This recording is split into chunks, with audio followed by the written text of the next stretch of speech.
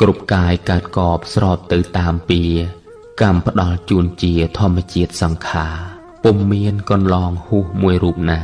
ផុតចាស់ជរារួចទៅបានឡើយរូបកាយរងគ្រោះព្រោះប្រកបរោគស្រែកធ្ងោទួយសោកឈឺឥតស្រាកស្បើយរោគច្រើនប្រភេទកើតពុំលហែលហើយអោរូបកាយឲ្យឈឺគ្មានលហែ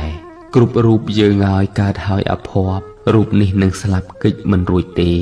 អ្នកមានអ្នកក្រខ្មៅសស្លាប់ដែរក្មេងចាស់ព្រួលប្រែមិនទៀងជីបជន់តើមាននរណាមិនប្រះនិរាសចង់រួតចង់ជិះអង្វរបេះបន់នៅតែព្រាត់បងប្អូនប្តីប្រពន្ធព្រាត់អ្នកមានគុណព្រាត់កូនសូនពីលោកីរូបនេះកើតចាស់ឈឺហើយក៏មរណាកម្មតៈតែងចាជាប់ជាកំរៃអំពើបាបជាពូជនាំភ័យបុណ្យជានិស័យផ្ដល់ផលសុខសាន្ត